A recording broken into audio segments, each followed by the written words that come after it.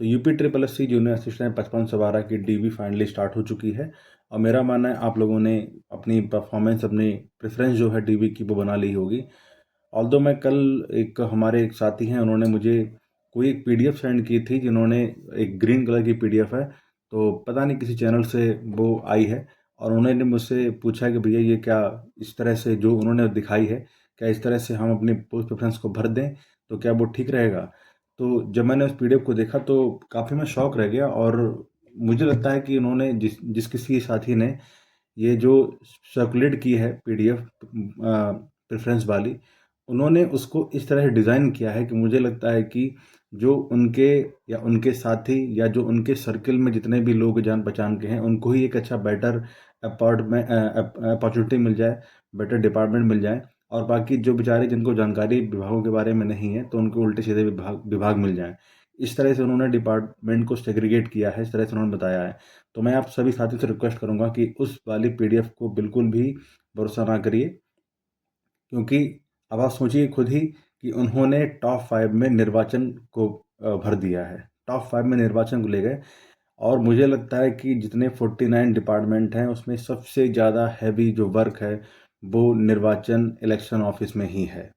अगर कोई 27 में चुनाव होने वाला है, जैसे आने वाला है, तो उसकी तैयारियां मिड 24 2024 में स्टार्ट हो गई होंगी और 25-26 में लगातार चलती रहती हैं। और ये ऐसे ही है कि हमेशा इलेक्शन का दौर रहता ही है, तो ये मत सोचिए कि इलेक्शन के टाइम पर ही काम होगा उसके बाद में रेस्ट करते रहेंगे।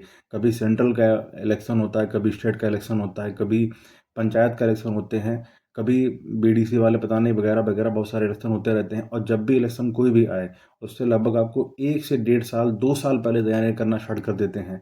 हमारे कुछ साथी हैं जो इलेक्शन ऑफिस में हैं, वो रात के 12-12 बजे काम करके अपने घर पहुंचते हैं, इतना परेशान हो चुके हैं। तो उसकी जो भी उन्होंने पीडीएफ में बनाई है, जो भी उन्होंने दिखाया है उसमें, उसको आप बिल्कुल भरोसा मत करिएगा, ये बिल्कुल सत्य बात है। ओके, तो अ, अगर आप लोगों को करना है या आप उनको बिलीव करते हैं उन लोगों के ऊपर, तो कोई ऐसी बात नहीं है, आप कर भी सकते हैं। बट मुझे जैसा लगा मैंने उसके बारे में बताया, किसी का क्रिटिसिज्म नहीं है ये। और हम उन पीडीएफ जिसने जनरेट की है, एक्चुअली मुझे नाम भी नहीं पता है उनका, तो उनसे भी क्षमा चाहेंगे कि हम क्रिटिसाइज कर रहे हैं आपको। बाकी बाकी मेरे कोई से इंटेंशन नहीं है क्रिटिसिज्म देने की, क्योंकि मुझे ऐसा लगा कि शायद आप लोग अपने सर्किल वालों को ही शायद अच्छे अच्छे मिल जाएं, जिस तरह से डिपार्टमेंट को आप लोगों ने सेग्रीगेट किया है और डिस्ट्रीब्यूशन दिया है। फिलहाल अगर मैं इस वैकेंसी में होता, फिलहाल इस तरह की वैकेंसी में होता, तो मैं किस तरह से अपने प्रेफरेंस को भरता, मैं बताते हूँ आपको। और आपको भी लगभग इसी तरह से ही इसको भर लेना चाहिए, फिलअप करना चाहिए। थोड़ा बहुत ऊपर नीचे आप अपने अकॉर्डिंग कर सकते हैं, तो उसको आप देख लीजिएगा। अगर मैं आपकी जगह पे होता, फिर से बोल रहा हूँ मैं, तो सबसे पहले सभी के जो फेवरेट है टॉप के डिपार्टमेंट, उन्हीं को रखता। तो जैसे सबसे पहले मैं भर देता राजस्व विभाग को, रेवेन्यू। रेवेन्यू के बाद में मैं सेकंड नंबर पे मैं अपना फिल करता स्टाम्प विभाग को। फिर आता मेरा आरटीओ, ठीक है। आरटीओ के बाद फिर मेरा आता बाल विकास एवं पुष्टाहार। नेक्स्ट इसके बाद आता सिंचाई विभाग। सिंचाई विभाग के बाद में मेरा आता फिर अ, ग्रामीण अभियंत्रण विभाग। उसके बाद में पंचायती राज विभाग, फिर वाणिज्य कर अधिग्रहण विभाग। ये कुछ डिपार्टमेंट हैं, इनको मैं ऊपर रखने की कोशिश करता। आफ्टर दैट उसके बाद में फिर भर देता मैं कृषि विपणन एवं कृषि विधि व्यापार निदेशालय। इसको मैं अपने जो प्रायोरिटीज़ है उसमें मैं इसको फिल करता मैं। नेक्स्ट सिंचाई विभाग जो मंडल स्तर का है। उसके बाद में राजस्व विभाग जो मंडल स्तर का है। फिर परिवहन विभाग जो मंडल स्तर के हैं। ये सारे होने के बाद में फिर मैं फिल करता सिंचाई विभाग को, सॉरी, जो माध्यमिक शिक्षा परिषद है। आप सोच रहे होंगे कि इन लिस्ट में मैंने सिंचाई विभाग को टॉप 10 में क्यों नहीं रखा। तो सिंपल सा रीज़न ये है कि अगर आपको आगे की तैयारी करनी है तो शिक्षा विभाग को ले लीजिएगा। बट अगर आपको नहीं करनी है तैयारी, तो फिर ये एक आपके सामने बेटर ऑप्शन नहीं रहेगा।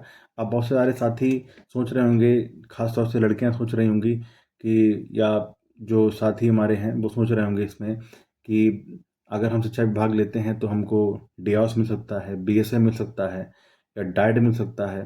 तो आप ये मान के चलिए कि इतनी ज़्यादा यहाँ पर हमारे यहाँ पर जो शिक्षा विभाग में ऑलरेडी मैं ही हूँ, तो शिक्षा विभाग में इतनी ज़्यादा भीड़ है पहले से ही, तो ये तो आप भूल ही जाइए कि आपको शिक्षा विभाग में डियास मिलेगा, डाइट मिलेगा या बीएसए मिलेगा। आपको कोई ना कोई स्कूल ही मिलेगा। अब अगर मान लेते हैं कि आपकी पोस्टिंग आपकी होम डिस्ट्रिक्ट में भी नहीं हुई, और अगर स्कूल आपके पड़ोस के डिस्ट्रिक्ट में मिल गया या थोड़ा दूर मिल गया, और जो स्कूल मिला वो भी गांव में ही कोई मिल जाता है, स्कूल है गांव में, मोस्ट प्रोबेबल है गांव में स्कूल मिलेगा, तो वहाँ पर फिर आपके सामने कोई दूसरा ऑप्शन ही नहीं रहेगा, आपको अपनी ड्यूटी करनी पड़ेगी। तो आप या तो बाइक जाइए, तो बस से जाइए, तो प्रॉपर आपको गांव के स्कूल में आपकी पोस्टिंग होगी, जो राजकीय उच्चतर माध्यमिक विद्यालय होते हैं। क्योंकि जो शहरों के जीआईसी जीजीआईसी होते हैं वो खाली तो होंगे नहीं, तो आपको ये भी नहीं मिलने वाला। इसीलिए मैंने सिंचाई विभाग को नीचे रखा है, बिल्कुल टॉप 10 में भी इसको नहीं रखा है। तो जो भी साथी अगर यही मैंने सारा रीज़न बता दिया है, और बाकी इसके पीछे कोई दूसरा रीज़न नहीं है सिंचाई विभाग का। और मैं भी सिंचाई विभाग में हूँ, तो इसके बारे में जानकारी मुझे ज़्यादा है। फिर बता दे रहा हूँ कि अगर मान लीजिए आपकी जो पोस्टिंग है किसी अदर डिस्ट्रिक्ट में हो गई, अगर आप मुख्यालय लेवल की स्कूल मिल जाता है, जैसे जीआईसी जीजीआईसी जो आपके हेड ऑफिस में होते हैं, जनपद के डिस्ट्रिक्ट के हेड ऑफिस में होते हैं, तो कोई बात नहीं। बट अगर आपका कहीं दूर मिल गया, कहीं स्कूल जो गांव पड़ा हुआ है, तो फिर दिक्कत हो जाएगी। तो इसलिए चाहे मेरा मानना है कि गिरे से गिरा डिपार्टमेंट ले लीजिए, कोई भी डिपार्टमेंट ले लो जो गिरे से गिरा हो, बट अगर उसका ऑफिस डिस्ट्रिक्ट का जो मुख्यालय में है उसका ऑफिस है तो ठीक है, ले लो। बाकी मुझे नहीं लगता शिक्षा विभाग इतना आपके लिए रिलायबल हो पाएगा। ओके, तो इसीलिए मैंने इसको भी फिलहाल के लिए नहीं रखा है। वीडियो में आगे बढ़ने से पहले मैं कुछ साथियों को बताना चाहता हूं कि यूपी ट्रिपल एस सी वन रक्षक की और वन्य जीव रक्षक की एक अभी थोड़े दिन पहले, 2 हफ्ते पहले लगभग नोटिफिकेशन आया है। साथियों ने कनिष्ठ सहायक की या किसी भी एग्ज़ाम की तैयारी नहीं कर पाई है, और वो इस टाइम अभी सिर्फ और सिर्फ उनका पहला मोटिव ये है कि कोई ना कोई उनको जॉब मिल जाए, तो उनके लिए वन रक्षक की एक वैकेंसी बहुत ही फेमस वैकेंसी आ गई है। और यहाँ पर सबसे अच्छी बात है क्योंकि यहाँ पर 25 किलोमीटर की रेस मांगी जाती है, और थोड़ा सा फिजिकल भी इसका टफ माना जाता है, तो इसलिए यहाँ पर ज़्यादातर फॉर्म फिल नहीं किए जाते हैं, ज़्यादातर फॉर्म भरे नहीं आते हैं। तो ये काफ़ी एक अच्छा मौका आपके पास में आने वाला है। और जिसके जो एग्ज़ाम है, एग्ज़ाम के फॉर्म वो 30 जून से भरना स्टार्ट हो जाएंगे। तो आप लोग इसके फॉर्म को फिल करिए। फिलहाल अगर आपको तैयारी करनी है इस एग्ज़ाम की, तो उसके लिए अग्रवाल एग्ज़ाम कार्ड ने आपके लिए एक बुक लॉन्च की है, जो कि proper UP triple S C forest guard वन रक्षक के अकॉर्डिंग जो भी सिलेबस है उसके अकॉर्डिंग इस बुक को डिज़ाइन किया गया है। जैसे आपने देखा होगा कि जो विषय हैं उसमें जनरल नॉलेज है वो 50 नंबर की आएगी, प्रारंभिक गणित, और जो जीव विज्ञान है वो 15 नंबर की आएगी, कंप्यूटर भी आएगा, कंप्यूटर के साथ में यूपीजी के भी आएगा। तो अकॉर्डिंग टू सिलेबस आपकी इस बुक को डिज़ाइन किया गया है। जैसे मान लीजिए अभी जो यूपी ट्रिपल एस सी के नोटिफिकेशन में सिलेबस दिया है उसमें राष्ट्रीय वन नीति के बारे में सिलेबस में दिया है, राष्ट्रीय वन्य जीव और उनके कार्य योजना, पक्षी विहार, संरक्षित वन, और तमाम ऐसे जो सिलेबस हैं वो उसमें दिए हैं।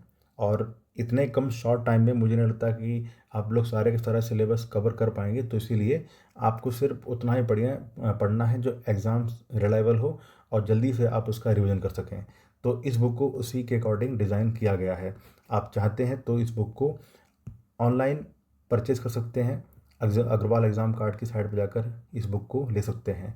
और देखिए इस बुक के थोड़ी मैं आपको समरी दिखा देता हूँ। जैसे राष्ट्रीय वन नीति, सारा का सारा प्रबंधन इसमें दिया हुआ है, कहाँ से किस तरह से राष्ट्रीय वन नीति की स्टार्ट हुआ, अब आज के टाइम पर इसकी क्या इम्पोर्टेंस है, और जो भी जो भी वन नीति की, जो भारत के जो वन हैं उनकी जो रिपोर्ट आती है, ईयरली रिपोर्ट आती है, उसके बारे में भी यहाँ पर कवर किया गया है। तो देर ना कीजिए, अगर आपको अच्छी तैयारी करनी है, शॉर्ट टाइम में रिवीजन करना है, तो ये बुक आपके लिए बहुत ही अच्छी साबित होगी। नेक्स्ट हमारे पास में अगर हम रखना चाहेंगे, तो अगला हमारे पास में रहेगा राज्य उपभोक्ता विभाग। बहुत ही अच्छा डिपार्टमेंट है। उसके बाद में हम अगर लखनऊ साइड के हैं तो फिर हम प्रेफरेंस दे देंगे अटल बिहारी वाजपेयी को, जो चिकित्सा लखनऊ के लिए है उसका। फिर राजकीय कार्यालय निरीक्षणालय, इसको बोल नहीं पा रहा, राजकीय उसके बाद में हमारे पास नेक्स्ट आएगा वन एवं वन्यजीव विभाग, इसको रख सकते हैं। फिर हम इसके बाद में रख सकते हैं सहकारिता को। सहकारिता के बाद में नेक्स्ट हमारे पास में आएगा राज्य उपभोक्ता विभाग प्राधितोष जिला लेवल का ये, और एक राज्य आयोग है, आप उसको रख सकते हैं। तो ये है हमारी कुछ पोस्ट प्रेफरेंस इसी तरह से आप अपनी रख सकना। लेकिन स्टार्टिंग में जो मैंने बताया है आपको उसी तरह से रखना है।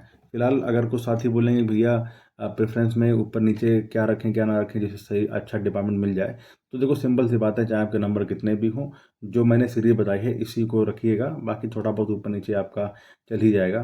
फिर जो भी आपके डिपार्टमेंट हैं छोटे मोटे का डिपार्टमेंट सारे अच्छे ही हैं, कोई भी डिपार्टमेंट है आप इसको अपने अकॉर्डिंग उसको सेट कर लीजिएगा। लाइक जैसे सूचना आयोग हो गया, पर्यटन हो गया, निदेशालय कुटीर हो गए, भूगर्भ हो गया, बफ वाला हो गया, भू और राजश्री टंडन हो गए, और सर्वे कमिश्नर वाला हो गया। ठीक है, ये सारे विभाग हैं, इसको आप रख सकते हैं। फिलहाल जो टॉप 10 के डिपार्टमेंट जो बताए गए हैं उस वाली पीडीएफ में, तो उस तरह से इसको आप ना रखिएगा, अपने अकॉर्डिंग इसको रख लीजिएगा। बाकी किसी को कोई अगर प्रॉब्लम हो तो मुझसे पूछ सकते हैं। फिर मिलते हैं अगले वीडियो में, तब तक के लिए नमस्कार।